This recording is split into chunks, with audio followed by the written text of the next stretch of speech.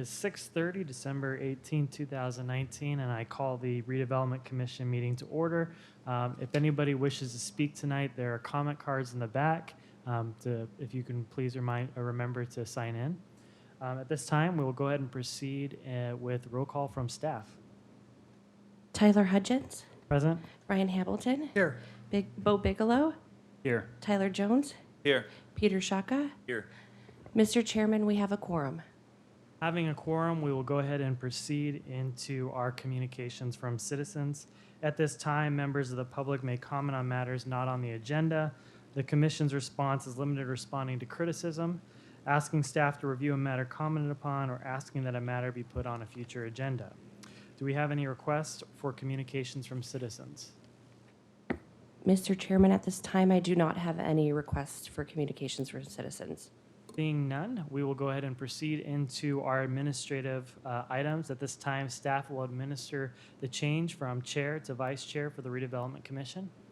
Mr. Chairman, thank you. Under the LDC 5.109.3 and ARS 36-1476, it states that the mayor shall annually appoint a chair and vice chair from among the members of the Redevelopment Commission.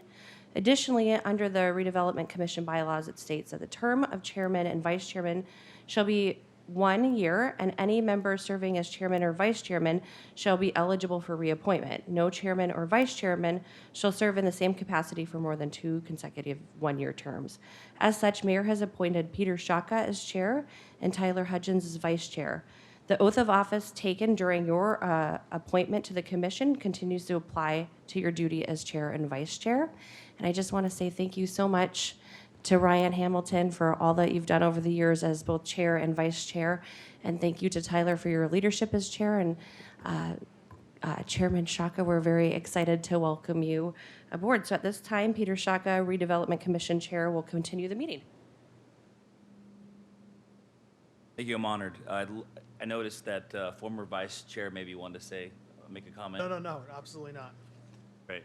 So at this time, I want to consider item number 2 on our approval of the minutes for the regular meeting held on September 18, 2019. Are there any edits from the commission that they wish to make at this time? If not, then I'm looking for a motion from the Redevelopment Commission to approve the minutes for September 18th, 2019. Do I have a motion? I motion to approve the minutes from September 18, 2019. We have a second. Second? All in favor? Say aye. Aye. Aye. Any opposed? So the motion carries.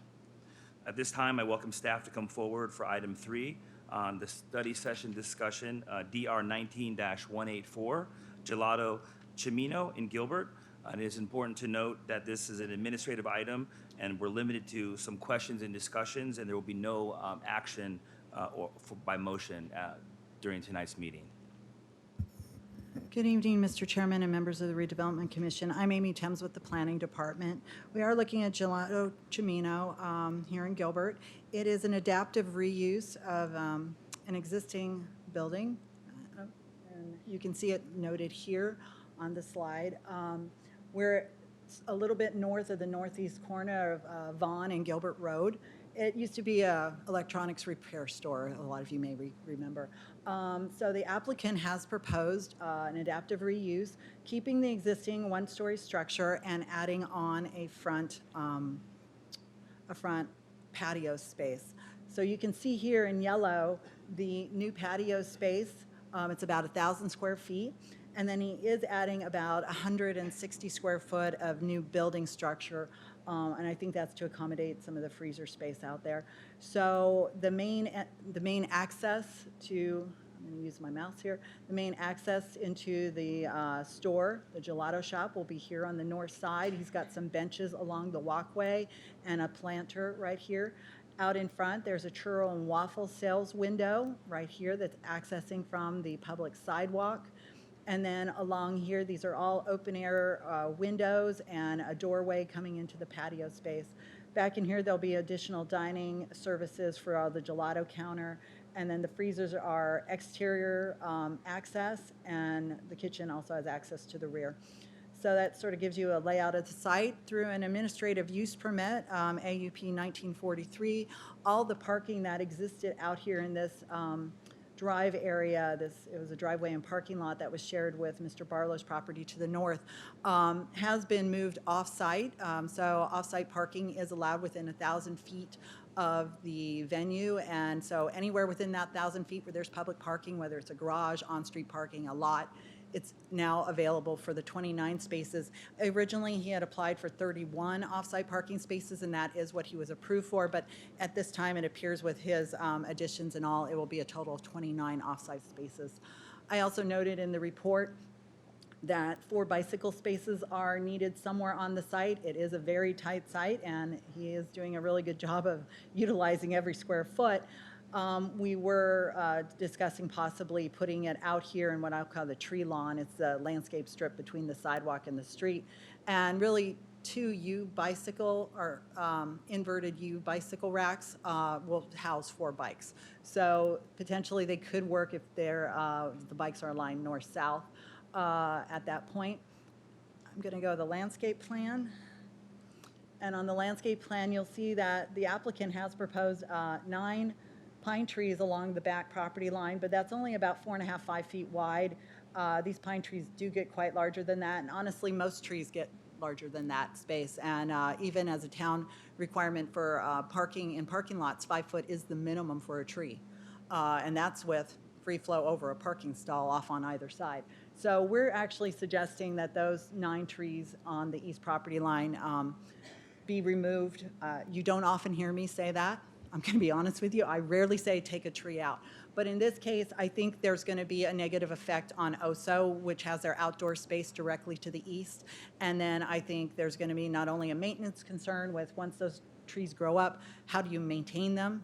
How do you clean up after them? And now are you causing a problem with the adjacent property owner who now has a lot to clean up because a majority of the tree will naturally grow away from the building and toward the open, which is OSO's rear patio space, which they do have storage and other facilities out there.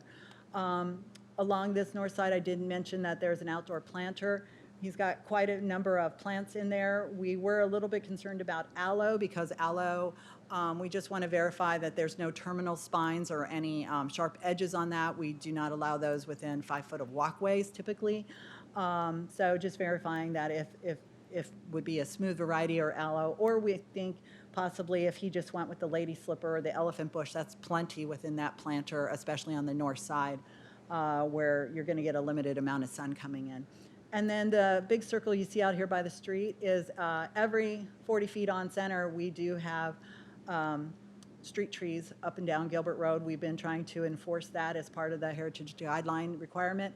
And so 1 tree would be due somewhere around this north property line. So we will work with the applicant to sort of wiggle the location of that tree to make it work, because we do recognize that with the churro window and the main access into the shop, this is a somewhat tight area. And we also have a little bit of concern about stacking on the sidewalk, and we've already got only an 8 to 10 foot sidewalk, 10 foot's minimum in this area, so I think he's got a little room on his property to give us a foot or 2 more, but possibly the idea of clipping this back a little or recessing it a little so that there's a little room for pedestrian stacking. I think we found at Topo and SoCal Taco and some of the other places up and down Gilbert Road that now have windows up front, that sometimes the lines, which is an awesome thing, it gets busy and the lines start to sort of clog the sidewalk. And what we don't want is we don't want the sidewalk clogged so that people feel compelled to go out and around and possibly step into Gilbert Road. That is not where we want the pedestrians to go. So just food for thought on that. And then moving on to colors and materials. The applicant is proposing white stucco and white painted brick with black accents. One of my colleagues called it a neo-traditional contemporary mission style. And I'm like, okay, well, that's pretty much loading it all in there. So the applicant had stated to me that he was trying to go with some of the mission colors, but a more modern touch. And I think it is, if you want to call it mission, it's a very modern take on mission. It is basically white and black, so you're going to get a lot of high contrast occurring. They are proposing tinted windows. I'm going to go to the perspectives just because it gives you a little better view. They are proposing tinted windows, which in the heritage guidelines are not encouraged, but they said that due to solar gain at that corner, at that northwest corner, that it is going to be a hot area. So they think tinted windows are the best idea. They have also proposed to extend the lattice structure, the roof lattice structure, out over the public right-of-way. That does require any sign or structure that encroaches into public right-of-way does require an encroachment permit through our town development engineer, Tom Condit. And I need to go have a chat with him about whether this would meet his requirements, because typically when something encroaches into the right-of-way, we like for it to be detachable, removable, so that if the utilities under that right-of-way need to be worked on, that we can detach it, do the work, and then reattach it, and no harm comes and nobody is out money or having to rebuild. We just want to make sure that the way this is being designed meets those parameters, and I will have a talk with our town engineer about that prior to coming back to final hearing. But we do appreciate that the applicant is providing shade to the sidewalk, but if he has to trim it back a little due to that requirement, we feel that the street tree will help also, and that it's the street trees are starting to march down the road in that area, and I think it will be a nice canopy as they mature. As far as the rest of the architecture on this, it's 18 foot tall to the highest point, 14.6 to the standard roof height. As I said, it is an adaptive reuse, which the heritage guidelines applaud, and we're very happy that he's either going to take an existing building and really make it something special, and then in the future, if it ever gets rebuilt taller and bigger, that's fine too. So we have quite a wide variety of buildings, architecture, design, structure, and styles, as well as uses happening on Gilbert Road right now. It's a very, very busy area, as I'm sure you're well aware. Following up with that, floor plan's pretty basic, what I talked about with the seating areas and the gelato service counter, as well as the churro. And then just staff would greatly appreciate any input on the overall site plan, landscape and bike parking, architecture, colors and materials. And with that, I'll send it back to Mr. Chairman, and if any comments you have are greatly appreciated. Thank you. Thank you, we appreciate it. Any comments or questions from commissioners? Through the chair, if I can speak. Thank you so much, staff, for the presentation. I'm really pleased with the new architectural design that has come forward. I know we had a preview of the original design, and I'm very satisfied that this fits within the character of the district. And so I just want to applaud the architect and the applicant for their work on that. Secondly, I did have a question. I have a couple questions, actually. Okay. Actually, no, the other one's a comment. As regards to the change from the business type, there's going to be an increased amount of trash that will be utilized probably at this space. I'm curious on how that will travel to the compactor at the parking garage, what the plan is for that. We have had conversations with the architect regarding that and the owner, and they were just, there really is no back door to this. There really is no back way across someone else's property once those properties get developed, and we don't want to encourage trespassing. So they are going to have to take trash bags out the front door of their building and around on the street side all the way down on Vaughn to the trash. Now, they said that it would be early morning, late evening. They would try to, do off-peak hours, but there really isn't another option. Thank you. And then also, I wanted to bring up the tinted windows. I have a business in downtown Gilbert, so I can understand the tinted windows at my office. The light comes straight through it, and it's very bright and intense. So I don't know that I'm necessarily against having the tinted windows. Okay. I'd be curious the position on why we haven't in the past, maybe historically, information on that, and then Another idea could be a shade, possibly pulling down a shade at certain hours. I know I have a shade installed into in my business to pull that down. So I'm neither for or against it. I'm just curious. So I'd be curious to get your feedback. And Mr. Chairman and Commissioner Hudgens, I think that comment in the heritage guidelines came from the fact that they were trying to go with period style architecture, whether it be turn of the century or ranch style or whatever period they chose that's somewhat historic in nature.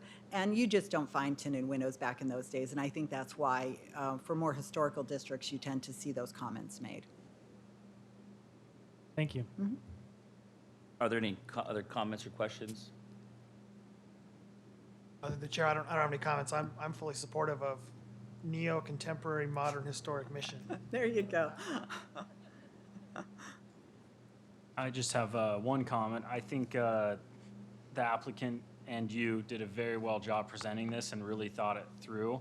And I'm just really impressed with them thinking about the pine trees and the maintenance and, being aware of that and, the overhang preventative maintenance. You did a really well job in thinking it all through. So thank you. Thank you. Through the chair, I'd just love to ask a question to the commission. How do you guys feel about the trash? Obviously, there is only one way in. I'm curious, are there things that can be done or that sort of thing? Just because we don't want trash just on the sidewalks, and that's easy to do. I used to work at Liberty Market, 11 years ago now, 10 years ago, and it's easy to not see trash fall and coming out of your can as you're taking it out and I don't think overall it's been a problem for Liberty Market going to the trash. They have to go through the water tower. So I don't see it becoming a big problem, but I'm just curious if you guys had any thoughts or things to say about that. I've driven. Go ahead, sorry. I've driven past this 1,000 times, and I can see in the dimensions and on these that there's an easement in between Barlow and Associations next door, just north of it. But going in the back, that's a lot as well. I mean, that there's no easement or right of way of passage, nothing there, right? Nothing that all the different parties involved have agreed to having a agreed to pedestrian it. walkway. Okay. Just wanted to make sure. Okay. Well, in that case, no, I don't have any ideas. Discussions will keep happening, and if we find a solution, we will most definitely explore that. Chair, it strikes me as inconvenient, but I think it's their inconvenience, and as long as it's not in the walkway or, inconvenient, but sounds like they'll deal with it. So no, I don't have any strong reservations one way or the other. A question for staff then, if a bag breaks, so they're throwing the trash out and a bag breaks, does code enforcement or is there some other city or a town member that can go and say, hey, you need to do street cleaning or sidewalk cleaning, or is that something that the town does anyway? I'm going to look to Amanda for a moment, but if it is reported and there's a continual problem, it would be a code violation. Most likely Amanda would hear about it first, so that's why I turned to look at Amanda. Mr. Chairman, we do have a code which states that business owners are required to clean the area directly in front of their business, but there isn't a code per se that says that if a business owner is walking garbage down the street and it dumps in front of another business, there's not necessarily a code that states that they're required to clean it. It's basically all individuals collectively are responsible for the area in front of their business.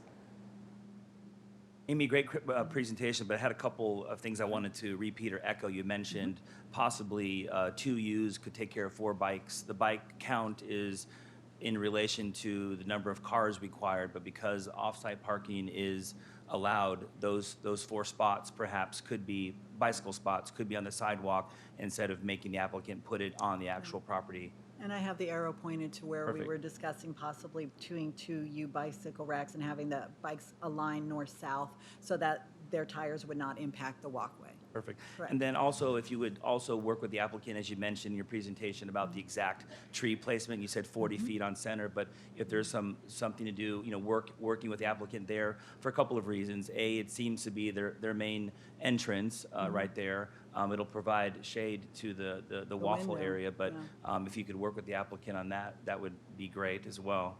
Right, and maybe we could scooch it up just a smidgen so it maybe splits the property line, and that way that northwest sun will cast a shadow right across there, but yet it won't be directly, the trunk won't be directly in front. So thank you for that input. At a staff level, could you work with the applicant as far as, you said removal of the pine trees in the back, but maybe there's something else the applicant wants, but that's at a staff level, you can work with the applicant as far as column ficus or other trees that might provide some kind of screening if they want screening, but I don't see why it's necessary because it is just the patio and the back of a building. So didn't know if you guys were looking at other plant material? Pretty much what we've discussed, and I went down and talked to our landscape reviewer, and I also have a degree in landscape, and we can't, other than Italian cypress, and I am not recommending Italian cypress in this location, and it's not on the approved list for the Heritage District, but I appreciate them wanting to screen the back of their building. And this is usually the reverse argument. Usually we're asking for it, and in this case, I'm taking away, which is just really strange for me.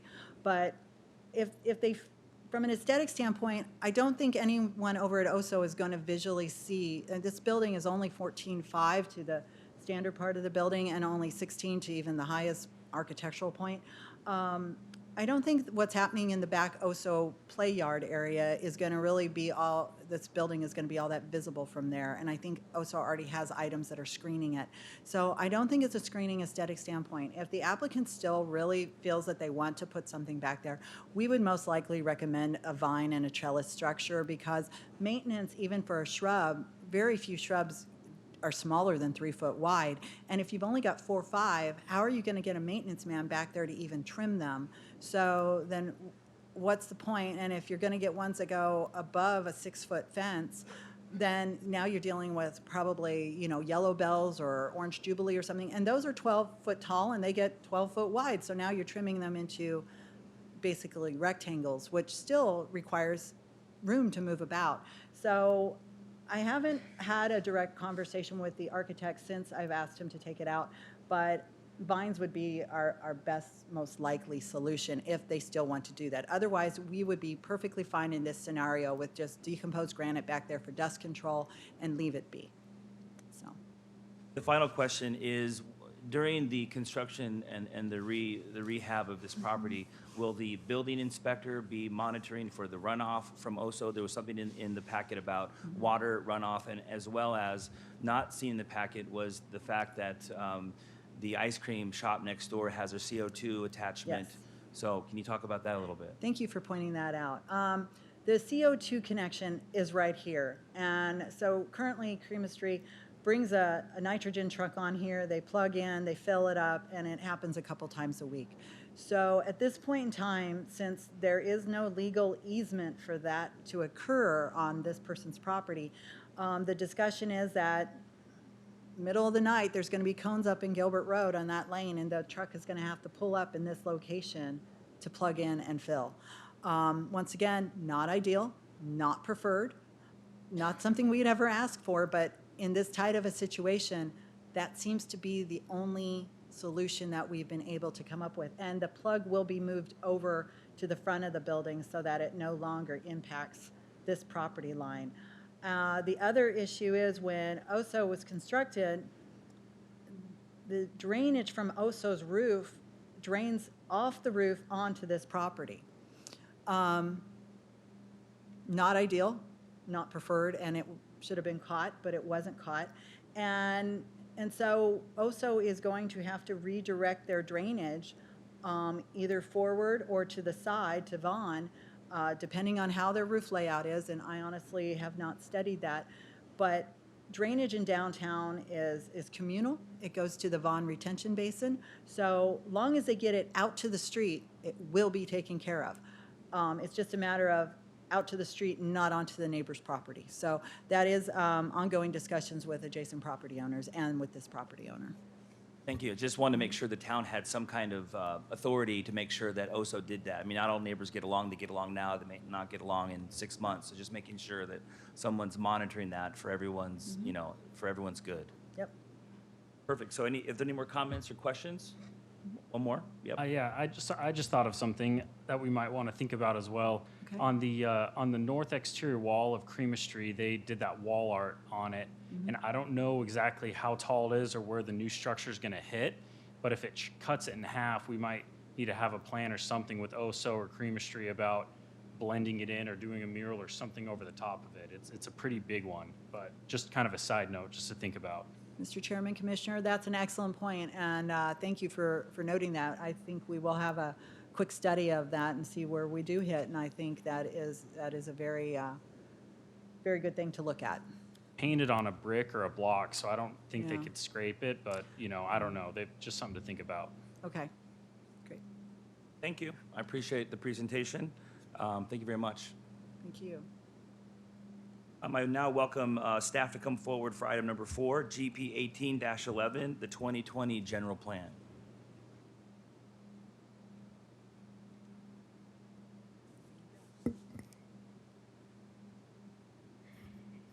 Thank you, Chairman and Commission members. My name is Ashley McDonald with the Planning Department.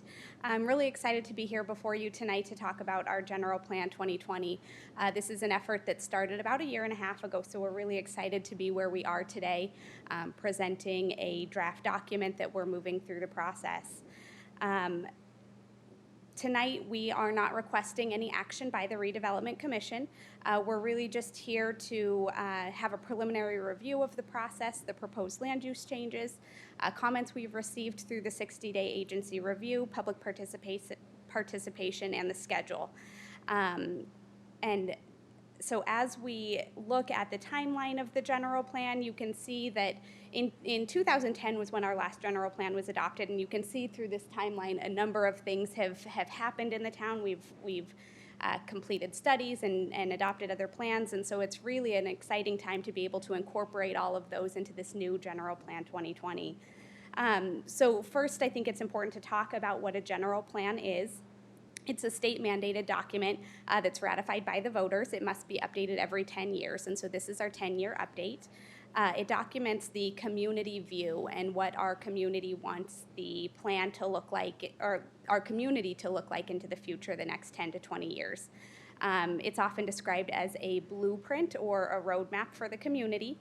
And as I said, it typically covers a 20-year time frame from a planning perspective.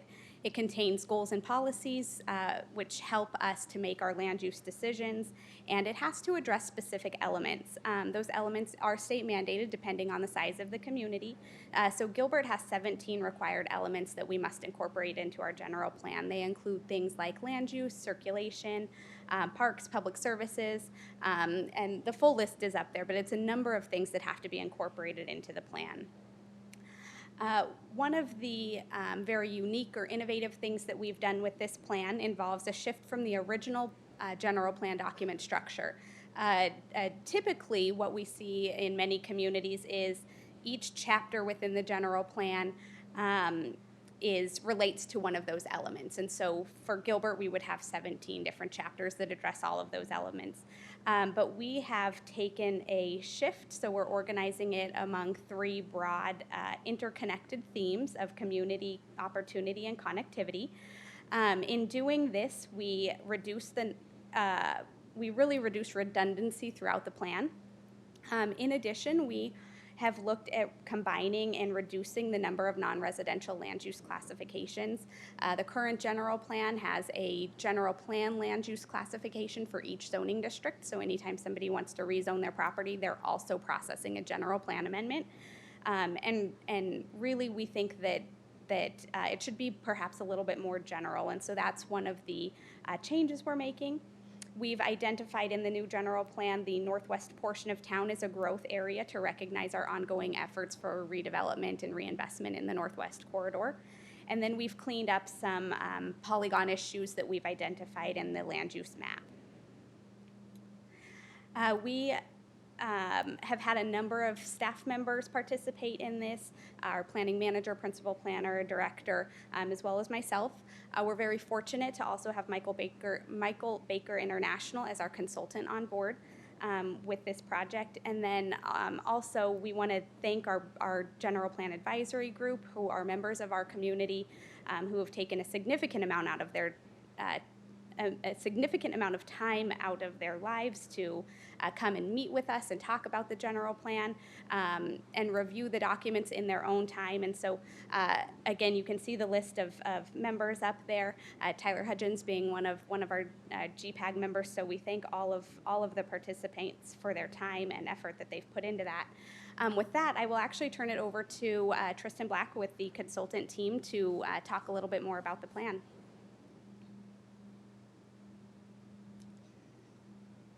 Hi, good evening.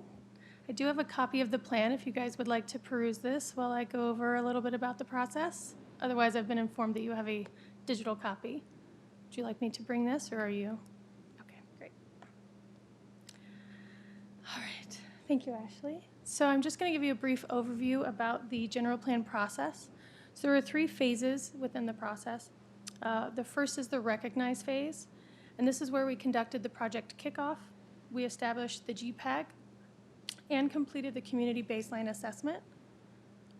This really informed the next process and laid a foundation for the general plan process in itself. The second phase is the enrich phase. Here we conducted public outreach to seek input and identify issues, challenges, and opportunities within the community. This was done repeatedly throughout the process for the year that you see there, from October of 2018 to October of 2019. Then we are currently in the achieve phase.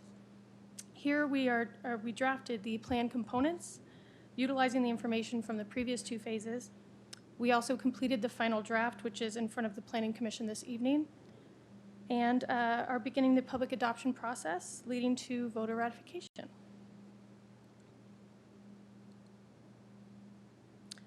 So to that end, the recognize phase began. As public outreach is critical to the general plan process, numerous outreach events were held both through the consulting firm and our sub-consultants, as well as staff. There were also engagement tools utilized to help make sure that there was a comprehensive and far-reaching feedback collected.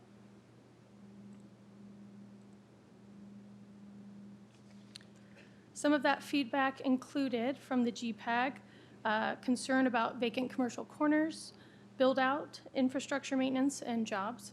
And from the community, some concerns regarding jobs before homes, multifamily development, commercial development, congestion, traffic congestion that is, and the need to prioritize maintaining the sense of heritage here in the community. And just for the record, there is a public involvement summary available on the project website, so you can actually see all of the public comments and details in that report. So next, using the info obtained during the recognize phase, we began the enrich phase. Here we developed plan outcomes by first editing the vision. So we started with the 2010 vision from the general plan. And since it holds true today and has served Gilbert well, we actually only made 2 minor edits. One is that in the very last sentence, instead of growing into a town, we said thrive as a town, since we are approaching build out and we've done a lot of growing. Second, on the checkpoint that says fiscally sustainable practices, that previously said sustainable practices, and it was considered redundant with environmental stewardship, and we wanted to narrow it down a little more to make sure that we are talking about financially responsible practices there. So as Ashley mentioned, one of the most forward-thinking aspects of the plan is the modern structure. While there are 17 required elements, organizing a plan by those elements can be cumbersome to navigate, as well as cause redundancy and cause the elements to function as silos. Therefore, we structured the plan around 3 themes: community, opportunity, and connectivity. This resulted in a positive and action-oriented plan that supports the vision.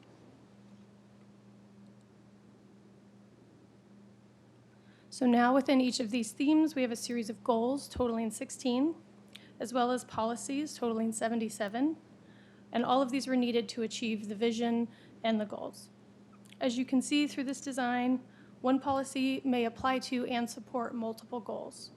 For example, here on the left, you have policy 4 and 5 pertaining to the community goal number 2, as well as on the right pertaining to the connectivity goal number 2.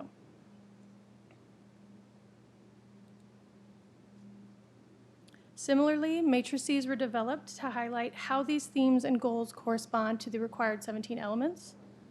The elements are listed on the top, and the goals and themes are on the left, with the points highlighting the various elements that each of these themes and goals pertain to.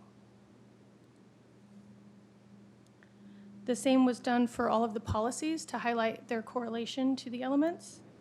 And this way, a user or a staff member with a specific focus or need can easily focus on those policies and elements.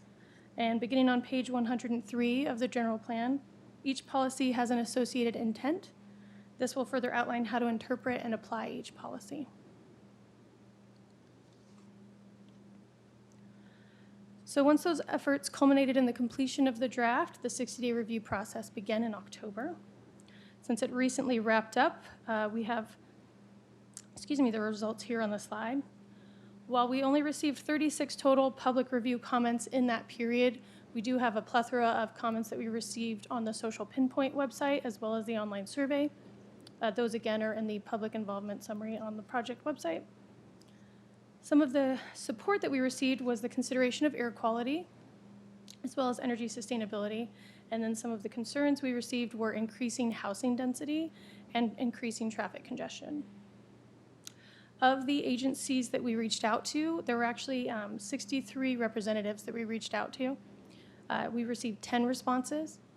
They had some similar concerns, but more specifically protecting wildlife habitat, promoting agricultural preservation and housing affordability.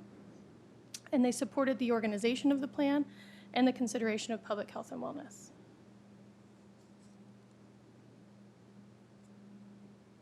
So as Ashley mentioned, there were some consolidation in the land use plan.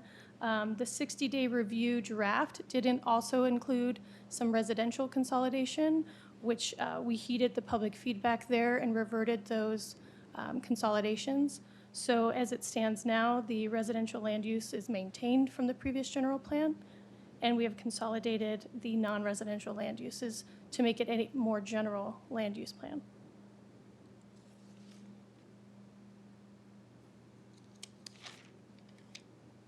So in addition to that change within the general plan, we've also added the Northwest Growth Area, as Ashley mentioned as well. This is adjacent to the Heritage District, and it's recognized as significant for economic development as it is currently primarily industrial land use. Another notable enhancement to the general plan is the recognition of the Heritage District character area. While the size and boundaries remain the same, the goals and vision were updated to reflect the 2018 Heritage District Redevelopment Plan. There are also implementation actions related specifically to the updates of that plan, which were also developed and can be found on page 151 within the implementation section. And now I will let Ashley touch on the next steps.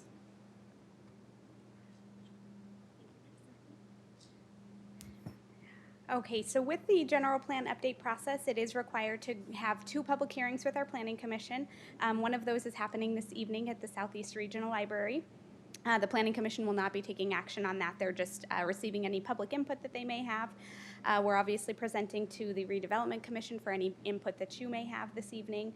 And then on January 22nd, we'll be taking it to the Planning Commission where they will make a recommendation to approve or not the draft document. Then it will move to Town Council for action on February 4th. We will then submit ballot language to get this on the August 4th, 2020 ballot. So this will be hopefully something that moves through the process and receives voter approval in August of 2020. Happy to answer any questions that you have regarding the process or the document at this time. Through the chair. Yes, go ahead. So it's crazy. This has been a year and a half in the works. It feels like it just flew by. And so Agreed. it really did. It really did. And so I'm really excited about the work that was done on this. A lot of things were streamlined. I think from a visual perspective, just from the document, originally it was a ton of text. And so a lot of things visually have been improved. The consolidation of the districts, I think, is a great step forward. And then also, I just want to say the highlighting of the growth area in the Northwest Corridor is something that I'm excited about to continue to see discussions and where that goes. And I think we as a commission monitor that, be engaged, kind of know what's going on. I think it's extremely relevant, especially when we're reaching build out and we're approaching that. We got to maintain and continue to grow our existing areas and be focused on that. So I would just encourage the commission to continue to be involved in that and any of the meetings that are coming up to be. Great. With that, are there any other questions or comments? Chair, just from my side, just thanks to staff and to our consultant and to a lot of different stakeholders that have been involved in this process. I think reading through the document, it was really impressive to see, and I think it's super critical that we have these roadmaps to help guide our growth and to see how the different pieces integrate together. Obviously, this is kind of a document helping us to make sure that growth is done in the smartest and best way and really preserves the integrity of the town. And I think as I looked through the public comments in the back of the paper, I mean, the majority of these comments obviously focus on the concern that we overdevelop, that we get too dense, that this somehow causes congestion and infrastructure problems. And so I'm sure that, you know, the different people and stakeholders that are involved in this process are well aware of that. And it's, you know, that's the purpose of these kind of documents, is to help guide those types of things. But I think just important to always be aware that that is, you know, part of the charm of us living in Gilbert is kind of that community feel, and I think that is becoming a concern as people see more and more growth inside the town. Thank you. Any other questions or comments? With that, again, thank you. Great presentation. Consultant, staff, we really appreciate it. So thank you very much. Thank you. With that being completed, we're going to move into the communications portion of our agenda. So I will be looking to our council liaison for any report. The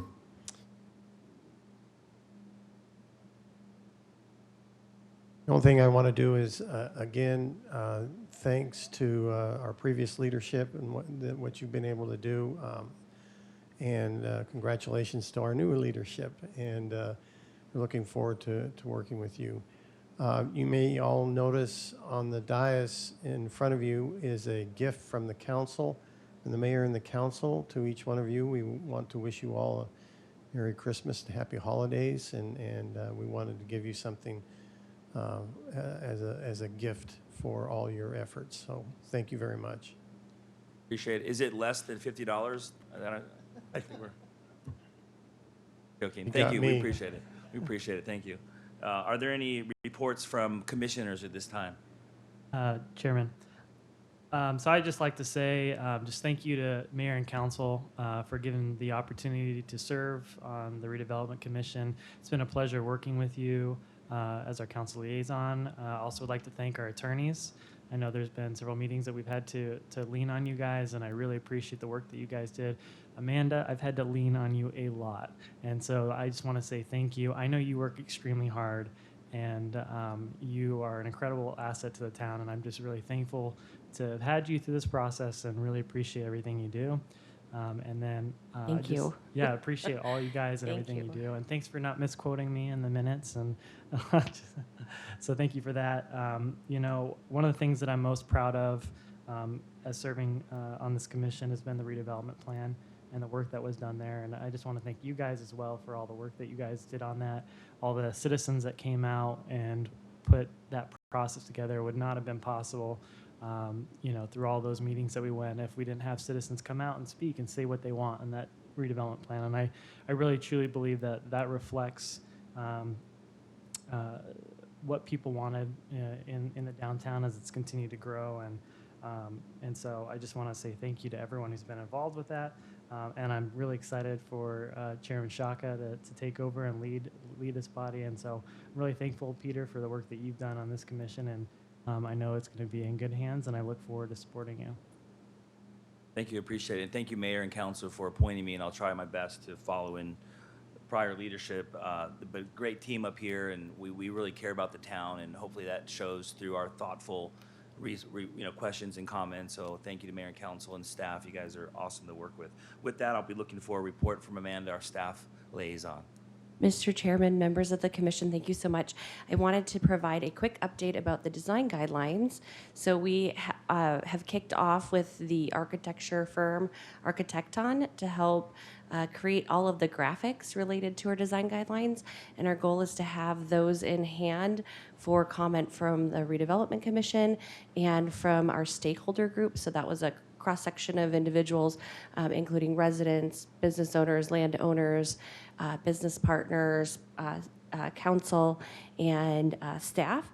And so we will bring that before them and bring it before you and start the dialogue on that imagery and hopefully get those all wrapped up within this new year. Thank you. And Thank you. With that, 7:15, I will adjourn our regular meeting. Thank you, everybody.